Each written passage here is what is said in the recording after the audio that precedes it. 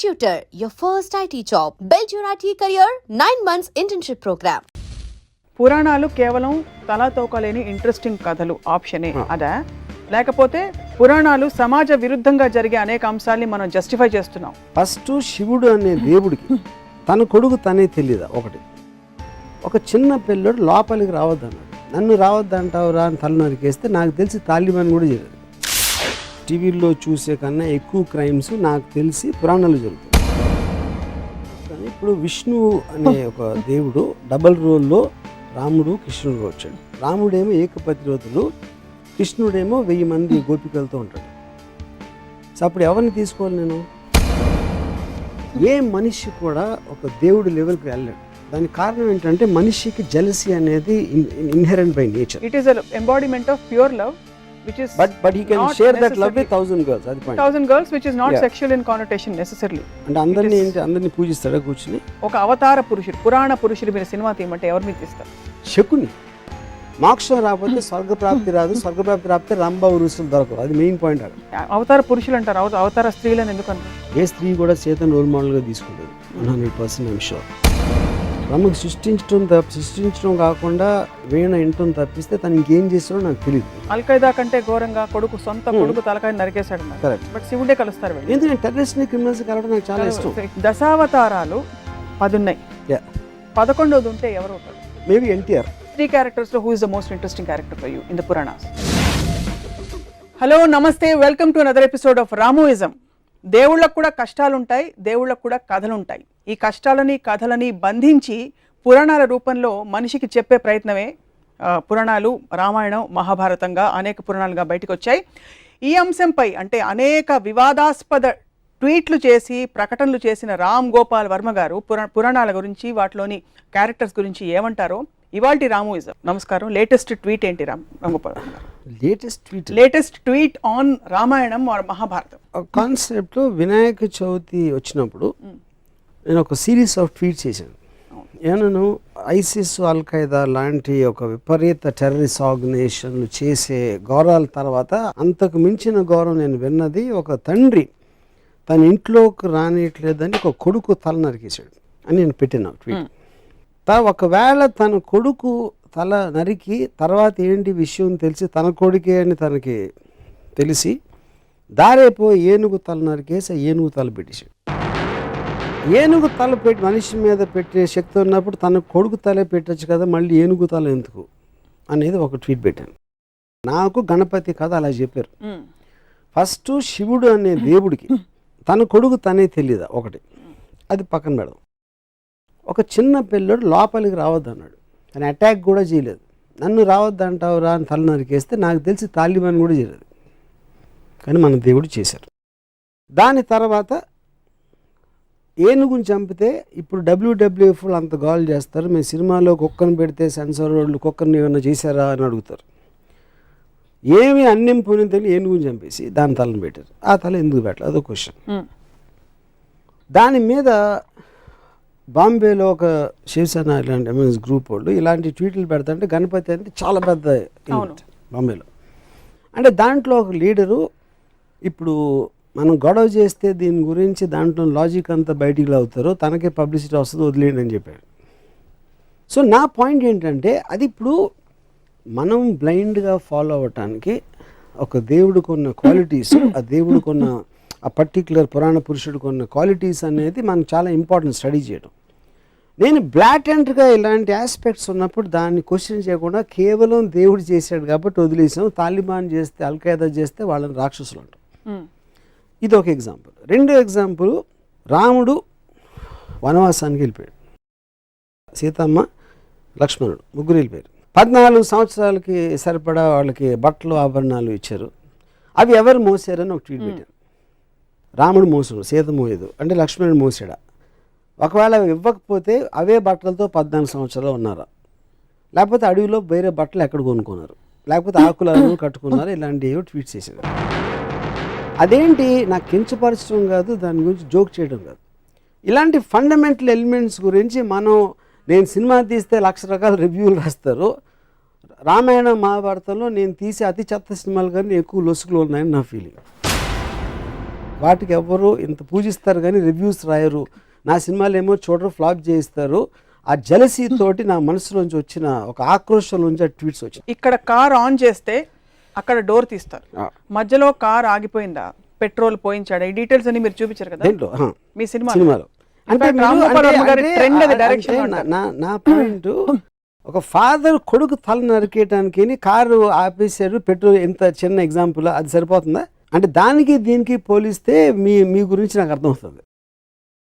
ఈ పోలిక కరెక్ట్ అని అనుకుంటే severity of the thing question అది కాదు. ఇక్కడ లాజికల్ కార్లు పెట్రోల్ ఉందా లేకుండా వెళ్ళిందా అనేది దాని వలన ఏమి మీకు మారల్ ఆస్పెక్ట్ అనేది ఏమి రాదు. మీకు ఒక స్టోరీలో ఒక లాజిక్ అది. ఇక్కడ it is destroying the fundamentals of God. That is okay. I'm talking about రాముడు బట్టలు మోసాడా, వాళ్ళు ఇస్త్రీ చేసుకున్నారా, గంజి పెట్టి ఇస్త్రీ చేస్తారా, లేకపోతే వాటి ఆ క్వశ్చన్స్ కి ఆన్సర్ గా ఇది కథలో ఓకే. అప్పుడు okay, so okay, I agree, you're right, I'm wrong. So ఇంకో ఎగ్జాంపుల్ ఇస్తాను. కైకేయి పాతకి రాముడిని అడిగి పంపించేస్తుంది, సారీ రాముడిని అడిగి భరతుడికి పట్టాభిషేకం. కైకేయి ఎందుకు చేసింది? రాముడు కన్నా తన కొడుకు అంటే ఎక్కువ ఇష్టం భరతుడు, తన భరతుడికి రావాలని ప్రతి తల్లికి ఉంటుంది. మాట ఇచ్చింది ఎవరు? దశరథుడు. నువ్వు ఏం చేస్తే అది చేస్తాను. ఎందుకు? ఆ పర్టిక్యులర్ టైంలో ఎమోషన్లో ఏదో ఒక టైంలో తను ఇచ్చాడు మాట. ఆ మాట ఇప్పుడు నాకు చేయాలని. రాముడే కావాలి, రాముడే ఎందుకు కావాలని నాకు బ్రాహ్మణులు ఎక్కడ లేదు. ప్రజలకి ఏం చేస్తే రాముడే కావాలన్నాడు నాకు ఇంతవరకు అర్థం కాలేదు. ఓకే, రాముడు మంచోడు, take it for granted, author Valmiki చెప్పాడు కాబట్టి నేను తీసుకుంటున్నాను. నెక్స్ట్ కట్ ఏంటి? ఒక రాజు, ఒక దశరథుడికి అయోధ్య రాజుగా ప్రజల పట్ల ఎక్కువ రెస్పాన్సిబిలిటీ ఉందా, పాతకైన కైకేయికి ఇచ్చిన మాట ఎక్కువ రెస్పాన్సిబిలిటీ ఉందా? అప్పుడు నాకు రంగనాయకం విశ్వరోక్షణలో ఒక ఎక్స్ట్రాడినరీ పాయింట్ ఏమనిపించిందంటే, కైకేయి నాకు ఇచ్చిన మాట మీరు నిలబెట్టుకోరు, మాట తప్పితే మోక్షం రాదు అనే భయంతో నా మాటకి విలువిస్తున్నారు. మోక్షం రాకపోతే స్వర్గప్రాప్తి రాదు, స్వర్గప్రాప్తి రాకపోతే రంభ ఉరుసులు దొరకరు. అది మెయిన్ పాయింట్ అక్కడ. ఒకవేళ తన పర్సనల్ హ్యాపీనెస్, మోక్షం రావాలి, స్వర్గం అలా నాది వచ్చేస్తే అయోధ్య ఏమైపోయినా నాకు పర్లేదంటే, అప్పుడు మనకు ఉన్న పొలిటికల్ లీడర్స్ స్విస్ బ్యాంక్లో నా డబ్బు ఉంటే చాలు, దేశం ఏమైపోయినా పర్లేదంటే దానికి దీనికి ఏంటి అసలు డిఫరెన్స్? Absolute no difference.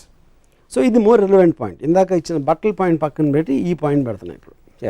ఇవన్నీ సింబాలిక్గా ఎందుకు చూడరు మీరు? ఏంటి సింబాలిక్? ఫేస్ వాల్యూ తీసుకోకుండా. ఫేస్ వాల్యూ ఎట్లా తీసుకుంటాం? దేవుళ్ళని కూడా ఫేస్ వాల్యూ తీసుకుంటే ఇప్పుడు సినిమాలని ఒక కేవలం వినోదం కోసం ఒక వారం వచ్చి రెండో వారం వెళ్ళిపోయి సినిమాకి మీరు అంత సీరియస్గా తీసుకుని దాన్ని విశ్లేషిస్తూ ఉంటే, మొత్తం మారల్ వాల్యూస్ నిలబెట్టే పురాణాలని ఇష్యూలు సీరియస్గా తీసుకుంటే ఎట్లా ఉంటుంది? సో తత్ఫలితంగా పురాణాలు కేవలం తలాతోకలేని ఇంట్రెస్టింగ్ కథలు ఆప్షనే అదా, లేకపోతే పురాణాలు సమాజ విరుద్ధంగా జరిగే అనేక అంశాలని మనం జస్టిఫై చేస్తున్నాం కాబట్టి పురాణాల్లోనే ఎక్కువ క్రైమ్స్ జరుగుతాయి. మన మామూలు మీరు రేపు పొద్దున ఈనాడు లేకపోతే టీవీ ఇలాంటి టీవీల్లో చూసే కన్నా ఎక్కువ క్రైమ్స్ నాకు తెలిసి పురాణాలు జరుగుతాయి. అబ్సల్యూట్లీ యూనో అది ఉండాలా ఉండకూడదా క్వశ్చన్ కాదు, పాయింట్ అది కాదు. మన అంత పూజ నుంచి అంటే అది మన మెంటల్ స్టేట్ని రిఫ్లెక్ట్ చేస్తుంది. పురాణాన్ని సీరియస్గా తీసుకునేవాళ్ళు అది యాక్చువల్లీ అతని మెంటల్ స్టేట్ రిఫ్లెక్షన్ అది, యూనో. సో దాని మీద నేను అబ్జర్వేషన్ చెప్తున్నాను అంతే. రంగనాయకమ్మ గారి విశ్లేషణల ప్రభావమా ఇది? మీరు నేరుగా చదివి రంగనాయకమ్మ విశ్లేషణ క్వశ్చన్, రంగనాయకమ్మ ఒక థాట్, ఐన్ ర్యాండ్ అనేది ఒక థాట్. వాళ్ళు ఇచ్చినట్టు తీసుకోకుండా దాన్ని ప్రశ్నించి దాని గురించి ఆలోచించి చేసిన ఒక విశ్లేషణ, ఒక ఆబ్జెక్టివిస్టిక్ అండర్స్టాండింగ్. మొత్తం ప్రపంచంలో ఎవరిదైనా వెళ్ళేది మీరు ఇచ్చింది తీసుకోకుండా దాని వెనకాల ఉంది, ముందే ఉంది, దాని రీజన్స్ ఏంటి అనేది తెలుసుకుని చేయటం అనేది ప్రోగ్రెస్కి అవసరం. సో ఓవరాల్గా ఈ క్యారెక్టర్స్, ఈ ఎపిసోడ్స్ ఏవైతే మనం ప్రస్తుత సమాజంలో అర్థం చేసుకోలేనివి, ఫర్ ఎగ్జాంపుల్ బిగమి, ఇద్దరు భార్యలు ఉండే దేవుళ్ళు కావచ్చు, వీటన్నిటి వల్ల ఈ పురాణాలు చదవకూడదు అంటారా మీరు? లేకపోతే చదివినా ప్రశ్నించండి అని అడుగుతున్నారు కదా. ఇప్పుడు దానికి ఒక గాడ్లీనెస్ ఇవ్వటం కరెక్ట్ కాదన్న. లుక్అప్ చేసి ఇలాగా ఒక గౌరవంతో చూడటం. మీరు ఏదో ఒక ఫోక్లోర్ కథలాగా విన్నారా, లేకపోతే చందమామలో కథ వచ్చిందా అనేది వేరు. మీకు మారల్ సింబల్స్ కింద ఉన్న పురాణ పురుషులు వెనకాల కథలు ఇవా అన్నప్పుడు ఏ మారల్ దాంట్లోంచి తీసుకుంటారు? ఉదాహరణకి అది రాముడు మంచివాడు, ఎక్కువ ఎందుకు మంచివాడు ఎంతవరకు అర్థం కాదు. రాముడు ఇప్పుడు శూర్పణఖ అని ఒక స్త్రీ తను కోరి వచ్చింది, ముక్కు కోసేది. అది అంటే అందవికారం అంటే అంతకుముందు అందంగా ఉండాలి కదా, ముక్కు కోస్తే ఏమవుతుంది? లేకపోతే అంతకుముందే అందవికారంగా ఉంటే ముక్కు కోసిన మాత్రం మళ్ళీ ఇంకా పెరగదు వికారం.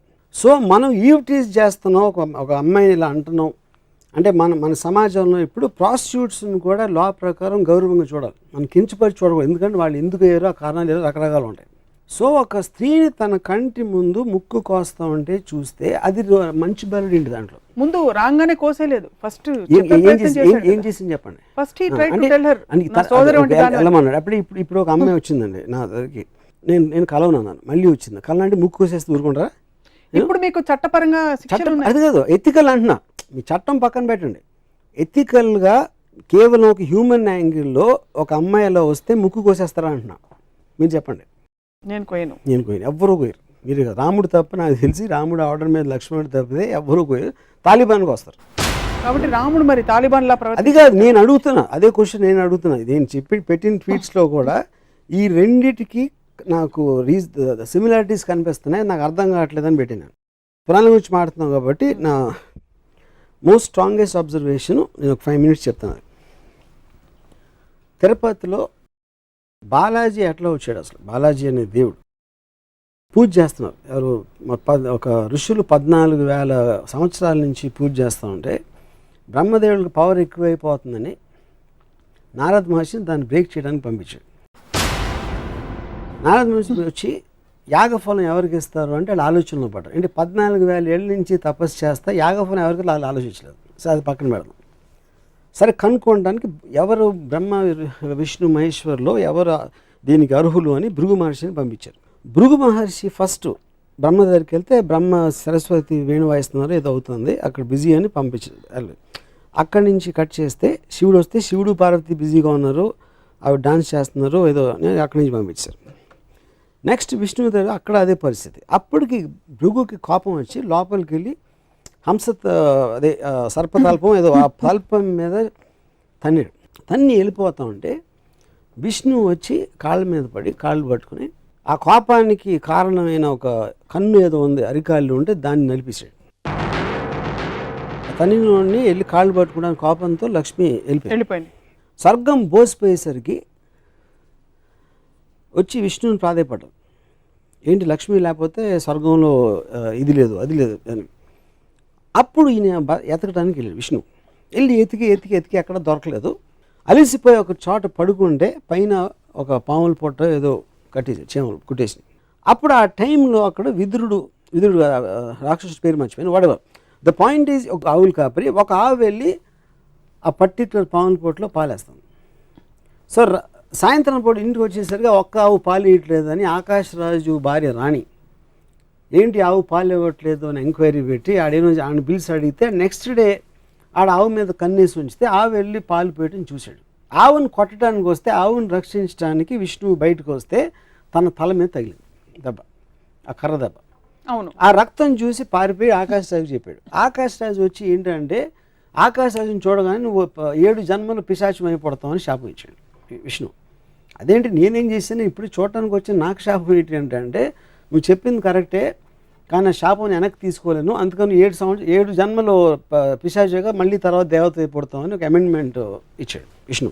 అక్కడి నుంచి వెళ్తా ఉంటే ఒక చోట ఒక అమ్మాయి కలిసి అమ్మాయి పద్మావతి తనతో ప్రేమలో పడి ఫాదర్ డబ్బులు అడిగితే డబ్బులు లేవు కనుక కుబేరుడి నుంచి అప్పు తీసుకుని పెళ్ళి కూర్చుంటే ఇది విషయం నాదురుకు తెలిసి ఎక్కడో తప్పు చేసుకుని లక్ష్మి దగ్గరికి వెళ్ళి ఆయన మళ్ళీ పెళ్లి చేసుకుంటున్నాడని చెప్తే లక్ష్మిని తీసుకొచ్చేసి లక్ష్మిని చూసి గిల్ట్ తోటి విష్ణు రాయిపోయి ఆ దుఃఖంతో పద్మావతి రాయిపోయి తను కూడా ఫీల్ తను రాయిపోయింది. ఇది బాలాజీ స్టోరీ. ఇది నేను చెప్పట్లేదు, బాలాజీ టెంపుల్లో కొని చదువుకున్న పుస్తకంలో ఉన్న స్టోరీ. ఓకే, ఇప్పుడు నా పాయింట్ ఏంటంటే ఒకటి విష్ణు వెళ్ళి కాలు పట్టుకున్నాడు ఏదో చదపటానికి, అది లక్ష్మికి ఎందుకు చెప్పకూడదు అసలు? అందులో ఏంటి సీక్రెట్గా దాయాల్సిన అవసరం ఉంది. సో వెళ్ళిపోయింది. ఈయన ఎప్పుడు ఈ నెల ఇమీడియట్గా భార్య వెళ్ళిపోయిందంటే రూమ్ నుంచి బయటకు వెళ్ళిందా అక్కడి నుంచి దూకేసిందా ఏంటి నాకు ఎగ్జిట్ అది నాకు అర్థం కాదు. ఓకే, వీళ్ళు వచ్చి స్వర్గం అంతా బోసిపోయింది లక్ష్మీదేవిని తీసుకురావాలని ఎంక్వైరీ అని రిక్వెస్ట్ మీద తను వెళ్తున్నాడు కానీ తనలోంచి వచ్చింది కాదు. ఒకటి వచ్చి మొత్తం అంత ఎత్తికాడు కనపడక పడుకున్నాడు. నారదుడికి మాత్రం ఒక నిమిషంలో తెలిసింది ఎక్కడ ఉన్నాడు. అండ్ మన పాత సినిమాలు 70s సినిమాల్లో ఉంటాయి ఇలాంటి స్టోరీస్ అని. సో ఇందులో ఏ విధంగా కూడా తను చేసిందంటూ ఆకాశరాజు అడిగిన దానికి ఆకాశరాజు వస్తే 7 జన్మలు శాపం అవటం ఏంటి అసలు మీనింగ్ ఏంటది? అక్కడి నుంచి పద్మావతి అంటే ఉన్న భార్య తప్పిపోయింది, లేకపోతే కనపడలేదు, అలాంటి ఎలిమెంట్లో వెళ్ళి పద్మావతితో లవ్లో పడి కట్నం కోసం డబ్బులు అడిగి మనమే అంటే అలాంటి స్టోరీ అంత పూజించదగిన దేవుడికి ప్రపంచంలో ఎక్కడైనా ఉంటుందని నాకు డౌట్, ఎక్కడ తప్ప యూనో. సో నేనేమంటున్నాను, ఒక రోల్ మోడల్ గాంధీ గారు ఇలా చేశారు. ఆయన మొత్తం ఇంట్లో అంతా వదిలేసి ఆయన పూర్ పీపుల్కి లేదు కాబట్టి ఆయన ఒక ధోతి ఏదో కట్టుకుని పైన ఏమీ లేకుండా ఆయన చేశారు. ఇంకో ఫలానా లీడర్ ఏదో చేశాడు, ఇంకోటి ఎవరో ఏదో చేశారు. ఇలా రోల్ మోడల్స్ అనేవి వాళ్ళు చేసినట్టు మనం చేయాలి, మనం కూడా అంత ఎత్తుకు ఎదగడానికి ట్రై చేయాలి అనేది రోల్ మోడల్. అది పురాణ పురుషుడు అవ్వచ్చు, లేకపోతే పొలిటికల్ లీడర్ అవ్వచ్చు, లేకపోతే ఒక ప్రజానాయకుడు వాటెవర్ రిబెల్ లీడర్ అవ్వచ్చు. ఏ మాత్రం అసలు రోల్ మోడల్గా సృష్టించడానికి అనేది లేని వాళ్ళని నేను ఇక్కడే చూశాను. ఇది కేవలం హిందూ పురాణాలేనా, అన్ని మతాల పురాణాలు? నాకు తెలిసిన పురాణాలు, హిందూ తప్పితే నేను ఎక్కడ చూడలేదు.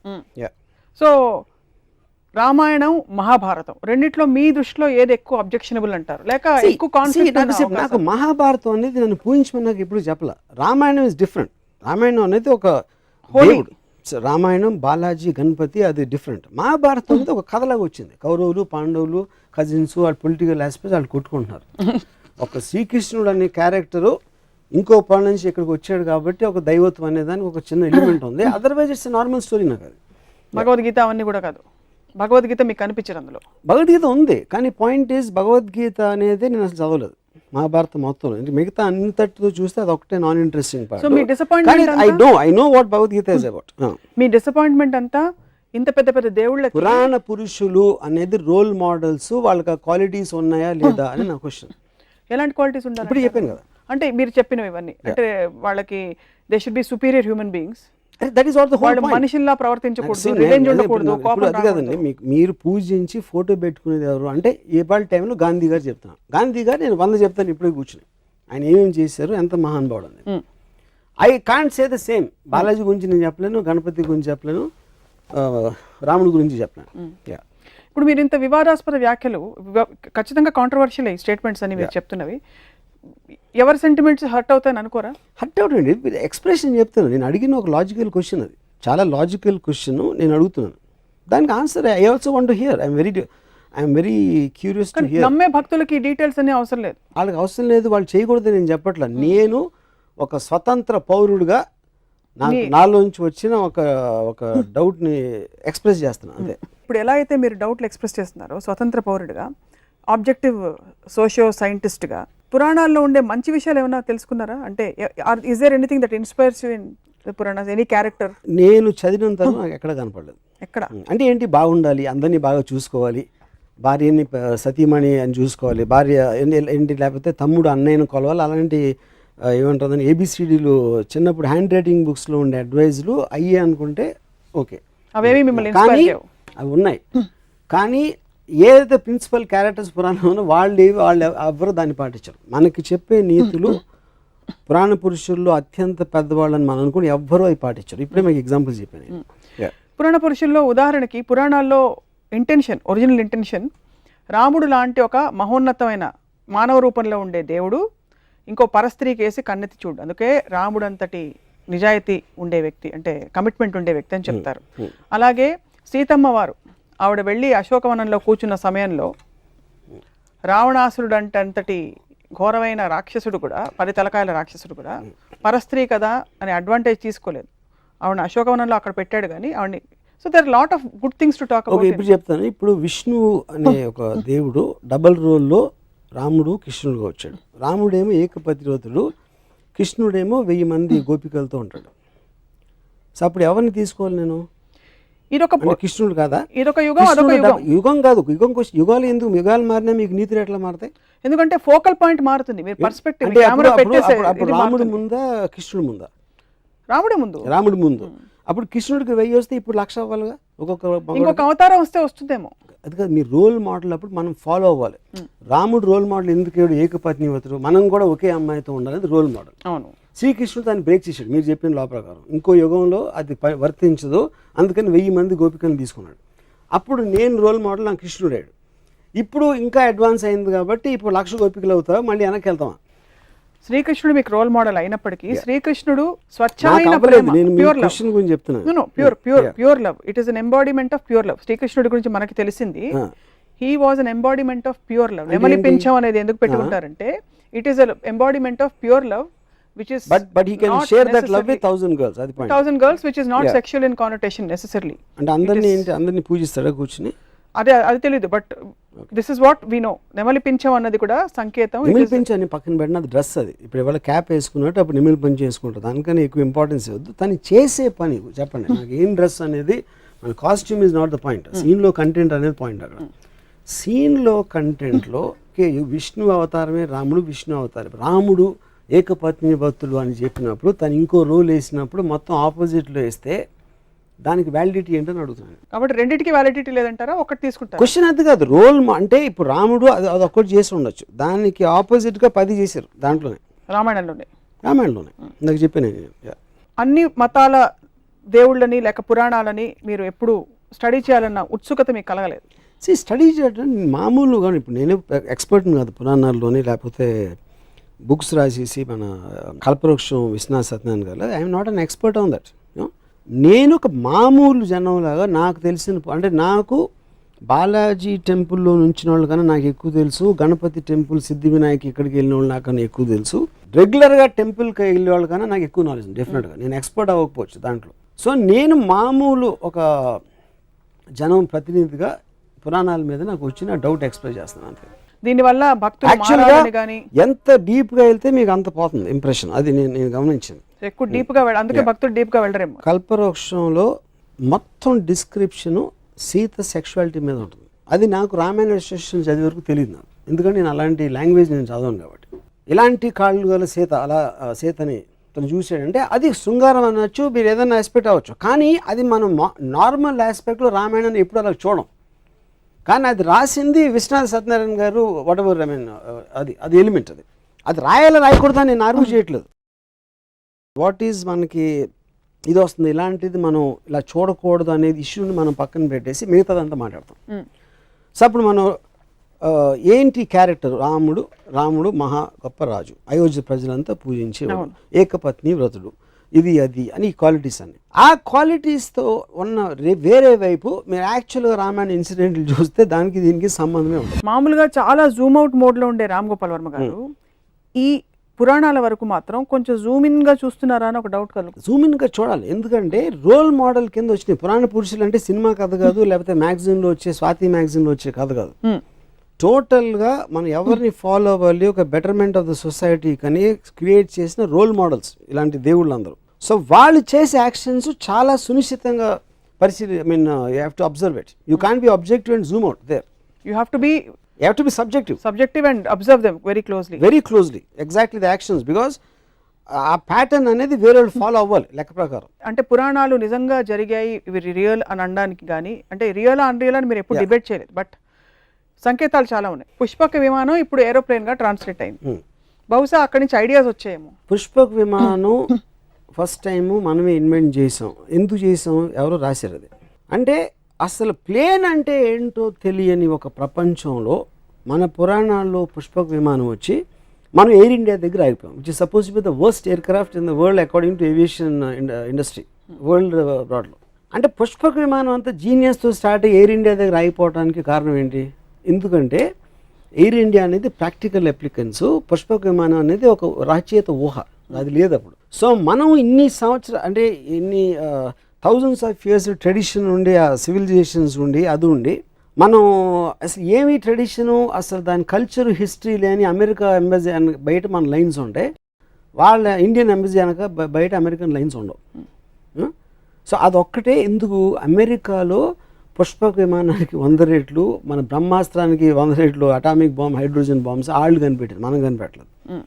మనం కనిపెట్టాలనుకున్న ఊహలన్నీ మన పేపర్ మీద రాతల్లో మిగిలిపోయినాయి. వాళ్ళు చేసిన తర్వాత వాళ్ళ టెక్నాలజీ అద్దెకి తెచ్చుకునో లేకపోతే బతిమాలో తీసుకొచ్చి మన ఒకటే అరా ఉన్నాయి మన దగ్గర. సో మనం కేవలం చెప్తాం, వాళ్ళు చేస్తారు, అది డిఫరెన్స్. రాముడు, కృష్ణుడు వీళ్ళెవరూ మీకు రోల్ మోడల్స్గా పురుషులుగా అలా కనిపించారు, ఉత్తమ పురుషులుగా?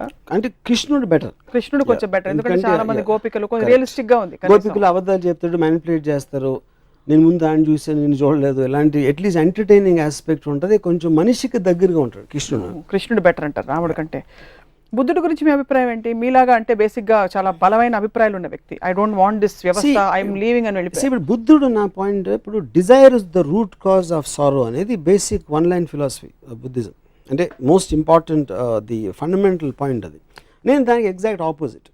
డిజైర్ అనేది లేకపోతే బతకడమే అసలు అనవసరం. మీరు బుద్ధుడికి పార్షియల్ గా ఉండి జూమ్ అవుట్ చేస్తారు. జూమ్ అవుట్ చేయట్లేదు. ఎందుకు ఆయన వైఫ్ ని వదిలేసాడు. He said I don't want this system, I don't want this attachments. నేను first time talking about philosophy. తర్వాత తను ఏం చేశాడని నాకు పెద్ద అవగాహన లేదు బుద్ధుడు అంతకుముందు ఏం చేశాడు అనేది. Dzire is the root cause of సారో, అంటే కోరిక ఉంటే కోరిక తీరినప్పుడు మనకి సారోస్ వస్తాయి, కోరిక వదిలే అని చెప్పాడు. కోరిక లేకపోతే బతకటమే అనవసరం అనేది నా philosophy. So I am the exact opposite of Buddha. Yeah. But he had a major contribution bringing in peace, message of peace. అవ్వన్నీ మీకు కనిపించవా? I really don't know about that. So ఇప్పుడు మీరు ఈ సమకాలీన పరిస్థితుల్లో ఒక అవతార పురుషుడు, పురాణ పురుషుడు మీరు సినిమా తీయమంటే ఎవరు మీరు తీస్తారు? శకుని. I think కృష్ణుడు I think is far better example.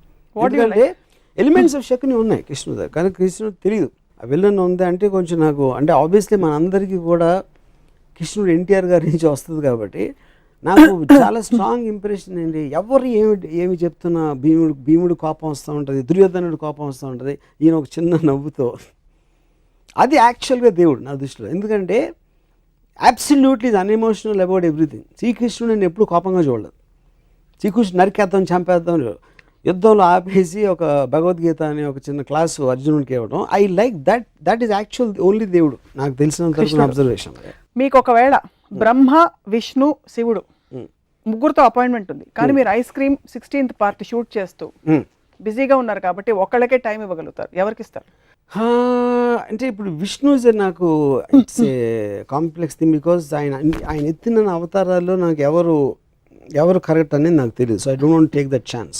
బ్రహ్మ అనేది నేను ఎప్పుడు దేవుడిగా చూడలేదు, ఎందుకంటే ఎవరు పూజించరు. బ్రహ్మకు సృష్టించడం కాకుండా వీణ ఇంటం తప్పిస్తే తను ఇంకేం చేస్తాడో నాకు తెలియదు, అట్లీస్ట్ నాకు ఆ నాలెడ్జ్ లేదు. శివుడు ఐ లైక్ బికాజ్ నాకు getup kind of A power force అనేది అది ఆస్పెక్ట్. సో వాళ్ళ ముగ్గురే తీసుకుని వాళ్ళు వేసిన అవతారాలు కొంచెం పక్కన పెడితే ఐ థింక్ శివ. కాంట్రాడిక్ట్ అవుతున్నారు కాబట్టి ఐ హ్యావ్ టు ఆస్క్. ఇప్పుడు ఫర్ ఎగ్జాంపుల్ దేవుడు గురించి మాట్లాడుతున్న మన ప్రీవియస్ ఎపిసోడ్లో బ్రహ్మ తప్ప వేరే దేవుడు లేరని చెప్పారు. క్రియేటర్ నేను చెప్పింది, facilitator is different from creator. మీరు చెప్పారు బ్రహ్మాని, ఈ క్రియేట్ చేసినోడు బ్రహ్మ అంటే ఓకే, నాకు బ్రహ్మాని పిలవండి, దేవుడు అని పిలవండి, స్వప్నాన్ని పిలవండి, నాకు ఏమి డిఫరెన్స్ లేదు దాంట్లో.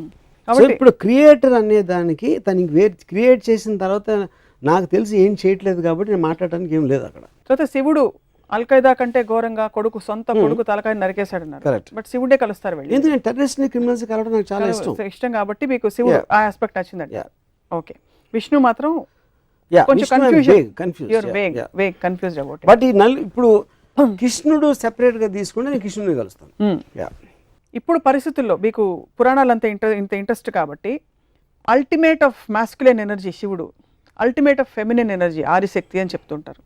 ఇప్పుడు సినిమాల్లో సెన్సిబిలిటీస్ మరి మెట్రోసెక్షువల్ అని, అంటే ఆడవాళ్ళు మగవాళ్ళగా కనిపించడం, మగవాళ్ళు ఆడవాళ్ళగా కనిపించడం ఇలా వస్తుంది. ఏమన్నా ప్రాబ్లం ఉందంటారా దీనివల్ల? బికాస్ మీరు ప్యూర్ ఫార్మ్స్లో ఇష్టపడతారని from what we know of you. First of all I never saw them as ultimate in masculine or feminine. అదే ఒక ఆర్టిస్ట్ ఇంటర్ప్రిటేషన్ ఆఫ్ దట్. ఇంకా ఇదేంటంటే heterosexual whatever you're talking about, I think it's advancement. మనిషి అనేవాడు creativity అంత ఉంటుంది కాబట్టి కుదురుగా కూర్చోడు కాబట్టి ప్రతి దాంట్లో he will want look for advancements and creative aspects. అలా వచ్చింది అది ఇంకా జరుగుతూనే ఉంటుంది. సో మీరు సినిమా తీస్తే will it be on Ramayana or Mahabharata? Definitely Mahabharata. Because more characters, more I mean connectivity and క్యారెక్టర్స్లో చాలా ఏమంటుందని గ్రేనెస్ ఉంది. రామాయణంలో రైటర్ కంప్లీట్లీ రాముడి సైడ్ తీసుకుని ఈ just putting all the other characters, ఈడు మంచి ఆడు చెడు ఇద్దరిని డిఫైన్ చేయట్లేదు. అంటే నాకు రావణాసురుడు ఇప్పటి వరకు ఈ శూర్పణఖ ఇష్యూ వచ్చిన తర్వాత అంతకుముందు లంక ప్రజలు రావణాసురుడితో హ్యాపీయా కాదా అనేది నాకు ఇంతవరకు అర్థం కాదు. అంటే అమెరికా వచ్చి ఫ్రీడమ్ ఇప్పిస్తుందా లేకపోతే దండయాత్రగా వస్తుందా తెలియదు. సో లంక ప్రజలకి లంకేశ్వరుడు అయితే ఇష్టమైతే అప్పుడు రావణాసురుడు ఎందుకు చెడ్డాడు? కేవలం సీతను ఎత్తుకుపోయినందుక చెల్లెల కోసం లేకపోతే ఇంకేమైనా చేసాడా తన ప్రజలు కానీ వేరే దేశాలు కానీ అనే క్లారిటీ నాకు, అలాంటి క్లారిటీ లేని చాలా ఉన్నాయి రామాయణంలో నాకు. అందుకని I have not connected to that. But Mahabharatam very much I'm connected because it all related to normal people. చిన్నప్పుడు మీకు ఎవరైనా పురాణ గాథలు పెద్దవాళ్ళు కథలు చెప్తుంటారు ఇంట్లో, మిమ్మల్ని నిద్రపుచ్చుతో చెప్పడం, ఇంట్లో అమ్మమ్మ కానీ నాయనమ్మ గారి అట్లా అలా ఆంట్స్ కానీ ఏమైనా చేశారా, లేక మీరు మై గ్రాండ్ మదర్ ఇందాక చెప్పాను కదా ఏదో ఎపిసోడ్లో రామాయణం గురించి she used to keep on telling me. Ramayanam గురించి చెప్పేవారు, రామకోట రాసేవారని చెప్పారు, ఆవిడ చెప్పేవారు రామాయణం గురించి. రామాయణం కథ ఆవిడ దగ్గర విన్నారు, విని ఎందుకు నేర్చుకోకూడదో తెలుసుకున్నాను. దశావతారాలు 10 ఉన్నాయి, 11వ ఉంటే ఎవరు అవుతారు? 11వ సపోజ్ దశావతారాల తర్వాత ఇంకొక అవతారం ఉంటే ఎలా ఉంటుంది అనుకుంటున్నారు? Maybe NTR the human being. NT రామావతారం అవుతుందా? నాకు అందరి దేవుళ్ళు కానీ ఎక్కువ ఎన్టీఆర్ కనెక్ట్ అయ్యాను. ఆయన చేసిన మూలానో వాట్ ఎవర్ మూలన, even as a political person, as a politician, as a human being. As a human being I felt that he has far more better qualities than Rama and Krishna, original Rama and Krishna. Like for example, everything, like the way he speaks or the way he comes across, whatever it is. పురాణాలు కేవలం ఇది role models అంత hype లేకపోతే, కేవలం కథల్ని వాస్తవాలుగా చూడగలిగితే వాటికి తావు ఉందని మీరు అనుకుంటున్నారు? అలాంటి స్టోరీస్ పురాణాలకి దేవుడు కనెక్షను, లేకపోతే ఏముంటుందని ఒక లార్జర్ దెన్ లైఫ్ ఆస్పెక్ట్, దైవత్వం లేని ఆస్పెక్ట్లో కేవలం కథలుగా వస్తే నాకు తెలిసి బి గ్రేడ్ సినిమా ప్రొడ్యూసర్ కూడా దాన్ని యాక్సెప్ట్ చేయడు. అంత లాజిక్ లేని, అబ్సల్యూట్ క్లారిటీ లేని కథలని. ఇప్పుడు ఫర్ ఎగ్జాంపుల్ ఈ ఎపిసోడ్ చూసిన తర్వాత విశ్వ హిందూ పరిషత్ వాళ్ళు వచ్చి మీ మీద దండయాత్రకు వచ్చి మిమ్మల్ని మీతో ఒక డిబేట్కి రెడీ అంటే మీరు రెడీయా? ఇప్పుడు విశ్వ హిందూ పరిషత్ ఎవరు నాకు తెలియదు. ఫస్ట్ ఆఫ్ ఆల్ నా పాయింట్, ఎవరైనా కానీ ఇప్పుడు నేను ఇందాక ఒకటి చెప్పాను, నేను I don't claim to be an expert on Ramayanam. నేను ఒక మామూలుడికి ఆ పురాణాల గురించి ఎంత తెలుసు నాకు అంతే తెలుసు. దాని గురించి నేను మాట్లాడుతున్నాను. అప్పుడు దానికి ఎక్స్ప్లెనేషన్ చేస్తా, నీకు అర్థం అవ్వంది ఏంటంటే శివుడు తన కొడుకుని ఎందుకు చంపాడు, తల నరికి ఏనుగు తల ఎందుకు పెట్టాడు, తన కొడుకు తల ఎందుకు పెట్టలేకపోయాడు అనే దానికి ఎక్స్ప్లెనేషన్ నాకు ఇస్తే I will very happily listen. I will be very glad. I might go and join Hindu Parishad. Join అవుతా, నాకు సాటిస్ఫాక్టరీ ఆన్సర్ ఇస్తాయి. సేమ్ థింగ్, అయోధ్యను వదిలేసి ఉట్టి ఎవరో ఒక పాతకి కైకేకి ఇచ్చిన వాటికి రాముడిని పంపేసి అంత ఇర్రెస్పాన్సిబిలిటీతో ఒక కింగ్ ఉంటే దాన్ని అది కరెక్టే తను చేసిన ఎక్స్ప్లెనేషన్ ఇస్తే నేను బిహెచ్పిలో చేస్తాను. కృష్ణుడు most intriguing character, most interesting character for you. స్త్రీ క్యారెక్టర్స్ లో who is the most interesting character for you in the Puranas? I really doubt any స్త్రీ character has ever been given importance. Always under the feudalistic as society లో రాసిన book కాబట్టి they're always relegated to the background. నేను ఎప్పుడు ఏ character కూడా, అంటే మహాభారతంలో to extent జరిగి ఉండొచ్చు అది, బట్ నేను రామాయణంలో మాత్రం అసలు గుర్తుకు రిమోట్ కంట్రోల్స్ అని స్త్రీల దగ్గర ఉన్నాయి. కైకే దగ్గర ఉంది ఒక పక్క, సీతమ్మ వారి వల్లే మొత్తం అసలు రామాయణం. అంటే అది ఇన్స్టిగేటర్ ఆస్పెక్ట్ కి మూవ్ చేసిన దానికి ఒక మనం రోల్ మోడల్స్ గురించి మాట్లాడతాం. రోల్ మోడల్స్ అనే దగ్గర స్త్రీలు ఎప్పుడు నాకు ఎక్కడ కనపడలేదు. సీతమ్మ వారి సహనానికి ప్రతీక, భూదేవ్ అంతటి సహనం సీతమ్మ వారిది. ఎలాగా అంటే అప్పుడు ఏంటంటే దాన్ని రాసింది నేను ఏం చేసినా పడి ఉండాలి అని మగోడు ఒక స్త్రీని నొక్కి పట్టించడానికి ఒక సీతమ్మ వారి ఒక ఎగ్జాంపుల్ ఇచ్చి ట్రై చేశారు ఫ్యూడల్ కైండ్లో. I think that is what it is. So it's not relevant now. It is not relevant. It should not be relevant. What should he ఇప్పుడు నాకు ఒక normal average Indian house wife she behaves like Sita. I think it is slavery. It is slavery. ఏం చేస్తున్నట్టు ఇప్పుడు modern Ramayanam జరుగుతుంది, తను ఊరుకోదు ఇలా చేస్తే. ఎవరైనా ఎత్తుకుపోయారు ఇప్పుడు ఏ స్త్రీ అయినా వచ్చేసి అడవికి వెళ్ళిపోతే అని భార్య మీరు వెళ్ళిపోతే నేను వచ్చేస్తాను వెనకాలంటదా? ఎందుకు మీరు అడగాలని ప్రవోక్ చేస్తుంది కదా ఎవరైనా. అంటే అప్పుడు ప్రవోక్ చేయకపోతే పతివ్రత కదా. ఏ ఇంట్లో కూడా మన కుటుంబం మనది మనం చూసుకోవాలి ఎవరైనా సరే అనేది ఒక థర్డ్ అబ్జర్వేషన్ ఇవ్వటం అనేది ఏ భార్యకైనా తన రెస్పాన్సిబిలిటీ. అంతేగాని భర్త ఎవరిదో మాట